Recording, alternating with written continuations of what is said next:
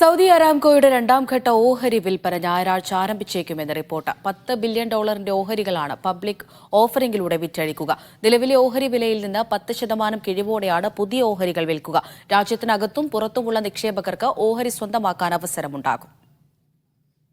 Saudi ദേശീയ എണ്ണ കമ്പനിയായ സൗദി അരാംകോയുടെ രണ്ടാം ഘട്ട ഓഹരി വിൽപ്പന ഞായറാഴ്ച ആരംഭിക്കുമെന്ന് സാമ്പത്തിക മാധ്യമങ്ങൾ റിപ്പോർട്ട് ചെയ്തു. $10 ബില്യൺ ഓഹരിയാണ് ഈ ഘട്ടത്തിൽ വിറ്റഴിക്കുക. നിലവിലെ ഓഹരി വിലയുടെ 10% ഓഫറോടുകൂടിയാണ് വിൽപ്പന.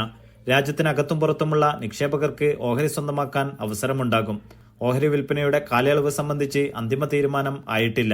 എന്നാൽ നിബന്ധനകളിലും വലിപ്പത്തിലും മാറ്റമുണ്ടാകുമെന്നും സാമ്പത്തിക മാധ്യമങ്ങൾ വ്യക്തമാക്കി. ഓഹരി വിൽപ്പന സംബന്ധിച്ച റിപ്പോർട്ടുകൾ പുറത്തുവന്നതോടെ കമ്പനിയുടെ ഓഹരി വിലയിൽ വലിയ ഇടിവ് നേരിട്ടു. 2023 മാർച്ചിന് ശേഷമുള്ള ഏറ്റവും കുറഞ്ഞ വിലയിലേക്ക് വിപണി കൂപ്പുകുത്തി. 29.5 റിയാലാണ് ഇന്നത്തെ ഓഹരി വില. ലോകത്തിലെ എക്കാലത്തെയും ഓഹരി വിൽപ്പനയായ അരാംകോയുടെ പ്രാരംഭ പബ്ലിക് ഓഫറിംഗിൽ $30 ബില്യൺ അന്ന് സമാഹരിച്ചിരുന്നത്.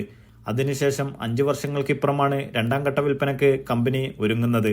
Naushad Rikkur, media one, Dammam.